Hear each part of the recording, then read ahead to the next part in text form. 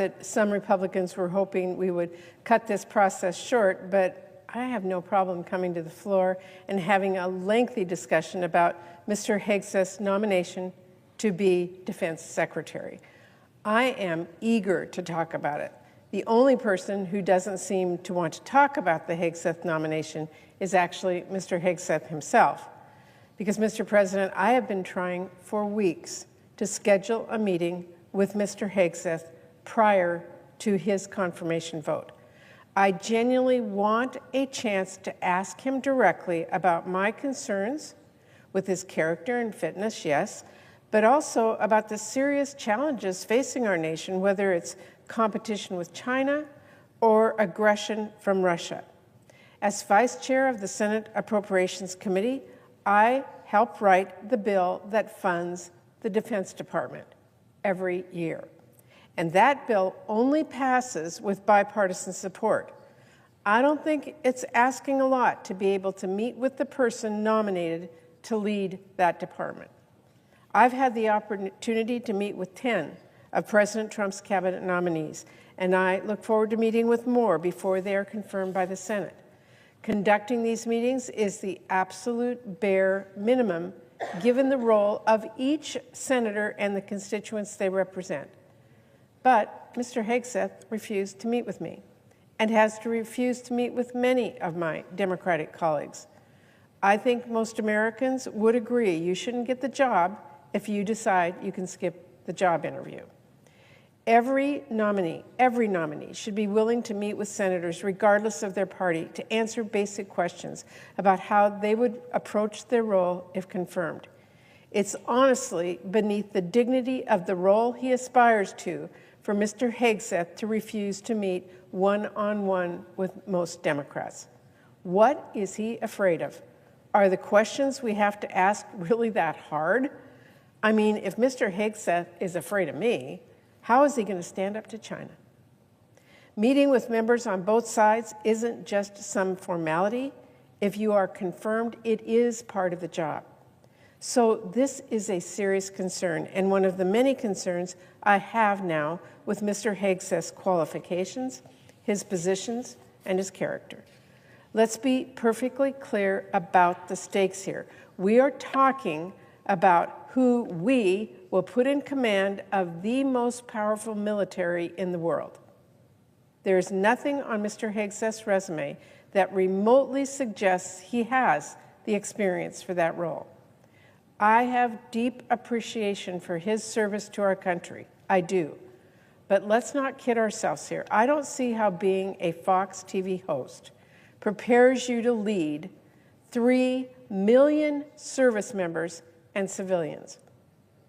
I don't see how bankrupting a veterans nonprofit through wasteful spending qualifies you to manage a budget of nearly $900 billion.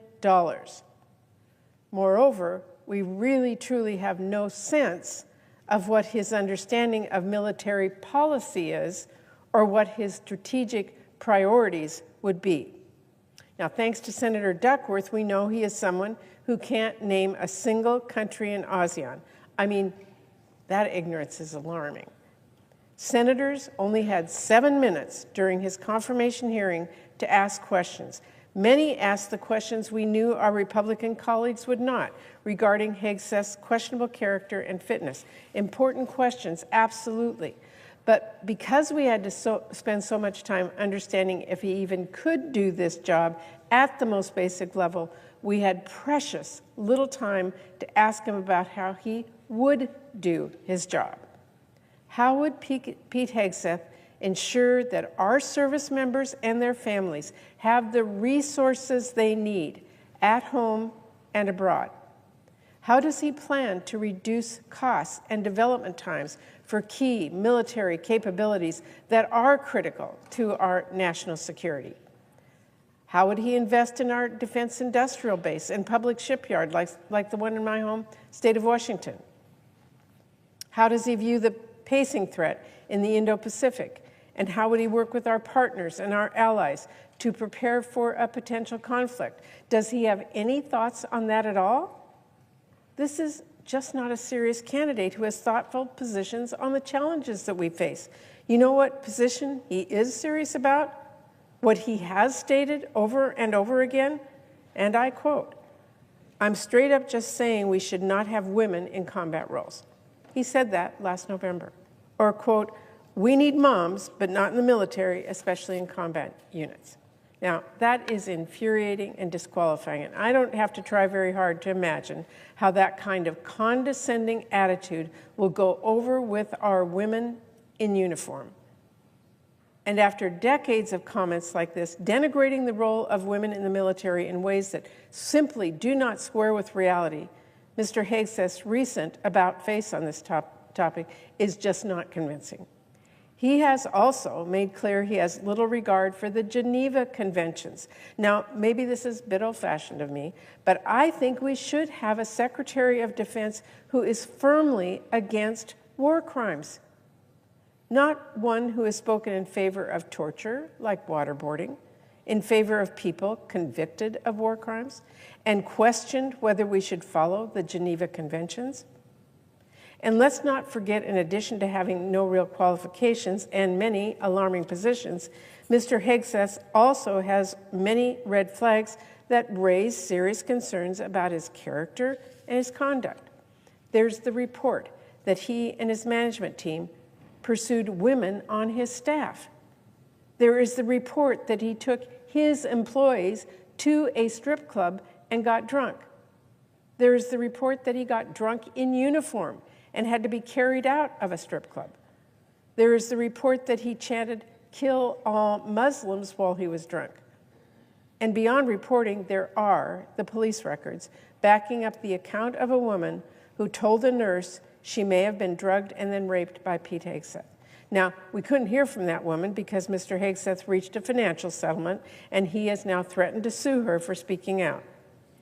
And we almost didn't hear about that incident at all, since he didn't even disclose it when he was vetted. But there are other people we have now heard from. We know his mother once wrote to her son directly criticizing him as an abuser of women. We know his former sister-in-law, in a signed affidavit, has shared she saw Mr. Hegseth drink to excess and understood his ex-wife feared for her safety with him. And we know that same ex-wife told the FBI, quote, "He drinks more than he doesn't." That is an awful lot of smoke for us to be ignoring the fire.